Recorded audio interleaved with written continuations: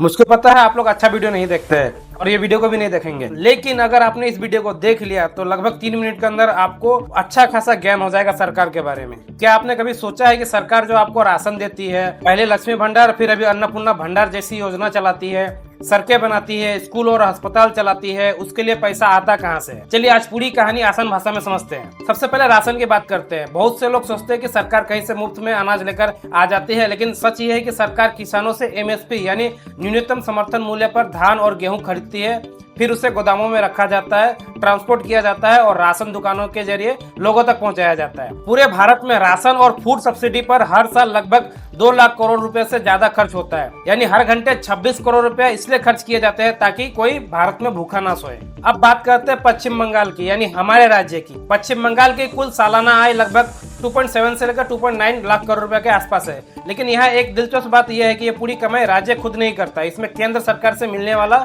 पैसा भी शामिल होता है।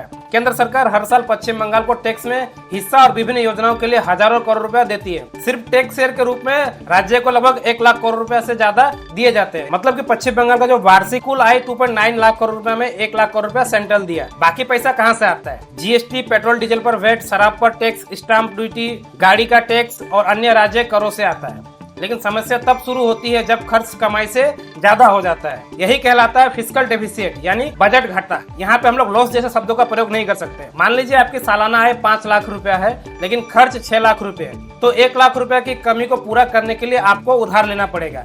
सरकार भी यही करती है। पश्चिम बंगाल जैसी राज्य सरकारें एसडीएल यानी स्टेट डेवलपमेंट लोन जारी करती है। आरबीआई इसकी नीलामी कराता है। बैंक, बीमा कंपनियां, म्यूचुअल फंड और अन्य संस्थान ये बॉन्ड खरीदते हैं, बदले में सरकार को पैसा मिल जाता है। यही कारण कि पश्चिम बंगाल पर आज लगभग 8 लाख करोड़ रुपया का कर्ज बताया जाता है। लेकिन एक बात ध्यान रखिए, यह कर्ज किसी पार्टी का नहीं होता है। अगर एक सरकार कर्ज लेती है और अगली बार दूसरी पार्टी सत्ता में आ जाती है, तब भी कर्ज राज्य का ही रहता है। नई सरकारों को भी ब्याज देना पड़ता है और पुराने कर्ज चुकाने पड़ते हैं। अब जरा पूरे देश की तस्वीर देखिए। भारत सरकार पर लगभग 214 लाख करोड़ रुपया का कर्ज है और अगर केंद्र और सभी राज्यों का कर्ज जोड़ दिया जाए तो यह आंकड़ा लगभग 300 लाख करोड़ रुपए तक पहुंच जाता है। अब बहुत लोग पूछते हैं कि इतना पैसा आखिर उधार कौन देता है? क्या चीन देता है? क्या अमेरिका देता है? नहीं, भारत का ज्यादातर सरकारी कर्ज देश के अंदर से ही आता है। Bank, LIC, pension fund, PF, mutual fund और करोड़ों भारतीय का बचत का पैसा सरकारी बॉन्ड्स में निवेश किया जाता है। यानी हो सकता है कि आपके बैंक खाते, एलआईसी पॉलिसी या पीएफ में जमा पैसा का एक छोटा हिस्सा सरकार को उधार दिया गया हो।